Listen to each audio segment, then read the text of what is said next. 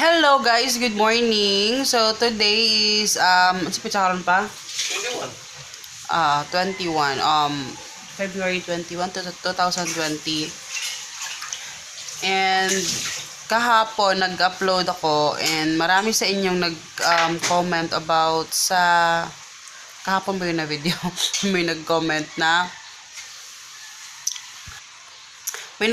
ng ref tour.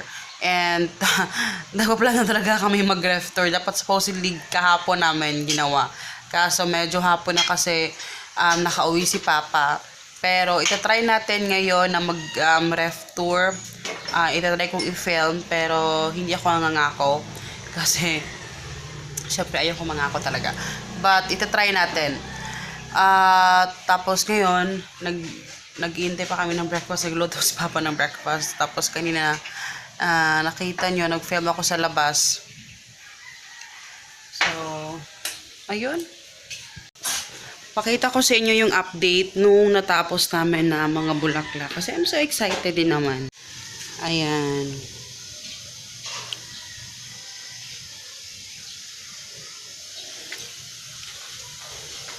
Ito yung mga tanim ko guys na mga pechay. Ito, munggo.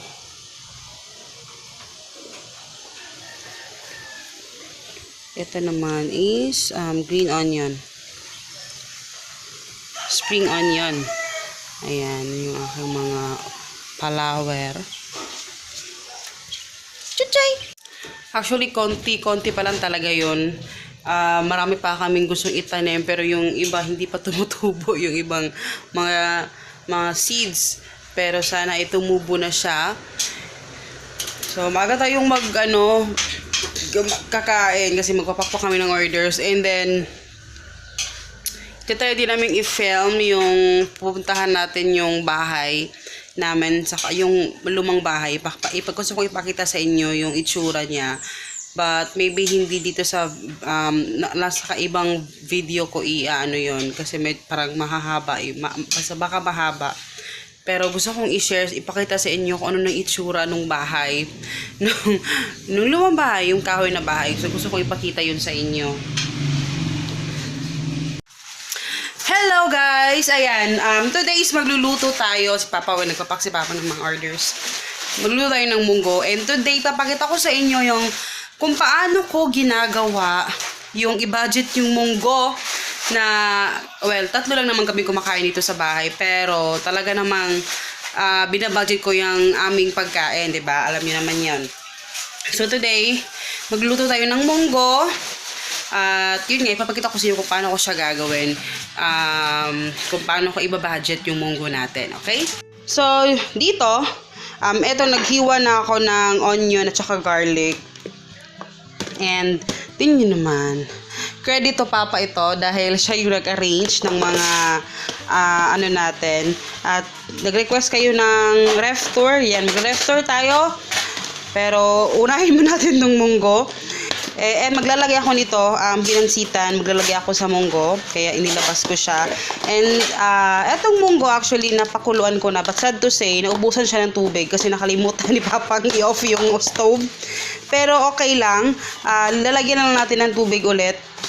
So this is 1/4 kilo na munggo. Marami na siya, 'di ba? So 25 pesos ito lahat. So lulutuin natin 'yan. Tapos maglalagay tayo ng tawag dito. Ito. Maglalagay tayo nitong tanglad, green onion, tapos ito, bell pepper. Tapos, ito yung gulay natin. So, yung gulay natin, dahil nga, tingnan yung itsura ng ating malunggay, ang pangit. At saka konti lang yung natira. So, ito yung ilalagay natin. Tapos, ayun, magsisimula na tayo magluto. So, ito yung ating manok. Manok yung ating ilalagay. And, i-add ko lang, naglalagay din tayo ng broth cubes. So, mamaya ipapakita ko sa inyo. Ayan, nagpainit na ako ng oil, tapos ilalagay ko. Hindi ko na ipapakita sa inyo yung procedure ng aking pagluluto kasi naipakita ko na yan sa inyo dati, 'di ba?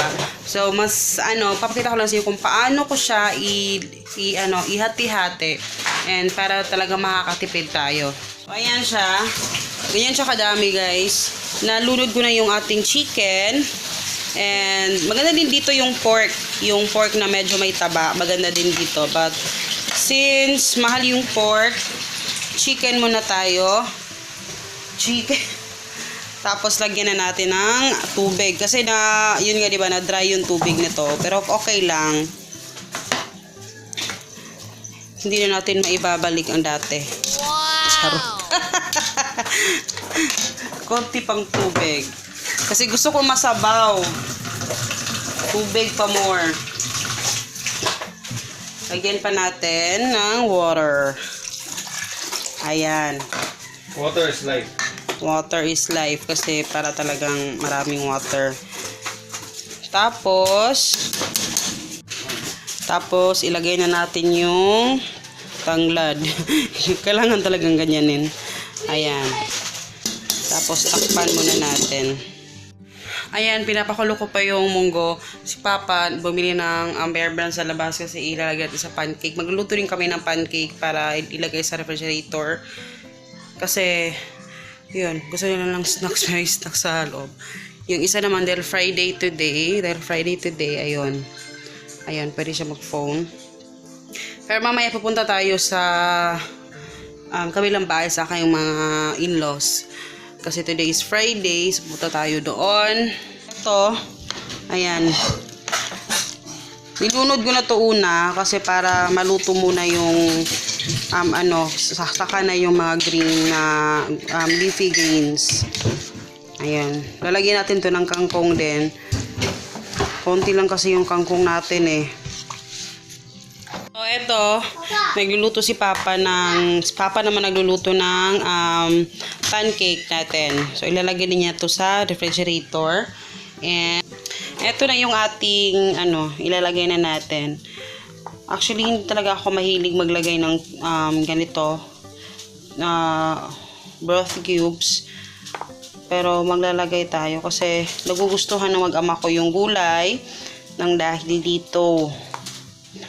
So, ilalagay natin is ito lang, black pepper, and then salt. Kasi ayaw ni Papa ng lasa ng ng patis. So, sa nakikita ninyo, medyo marami talaga akong nilalagay na gulay kasi aside sa madaling nabubusog pag maraming gulay, napapadami niya talaga yung pagkain na di ba? Dumami na siya. So, yung 1/4 natin na kilo na munggo, kahit kami tatlong pamilya lang kami, pero kahit dalawang pamilya, pwede pa itong hatiin ng dalawa. And mamaya sasabihin ko sa inyo kung paano pa natin may stretch ito na talagang hindi madaling maubos yung ating munggo. At yun yung ating pancake. Ayan, si Papa sa kabila.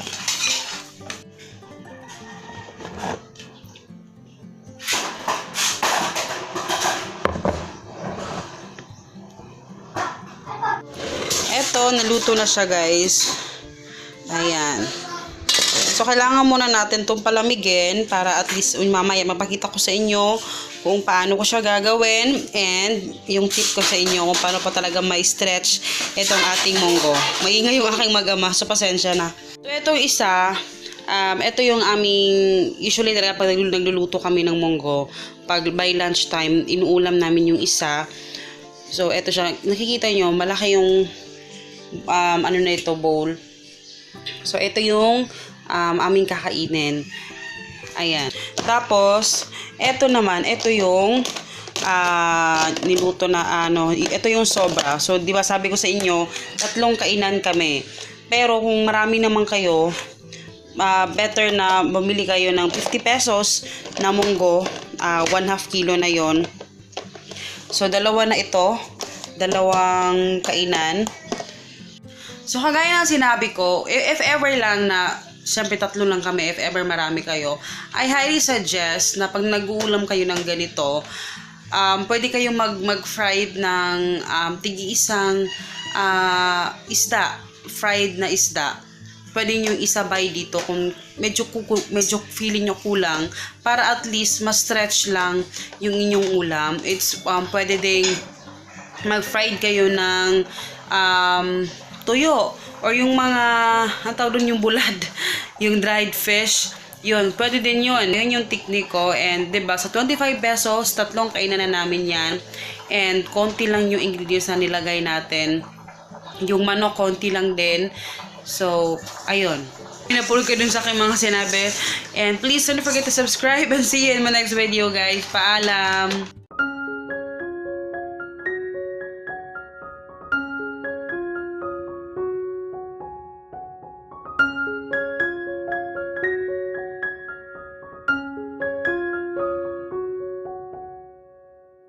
So, ayan siya guys. Ganyan ko siya ginagawa, i-freeze.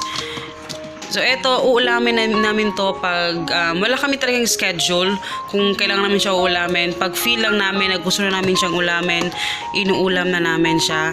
Kaya, ayan.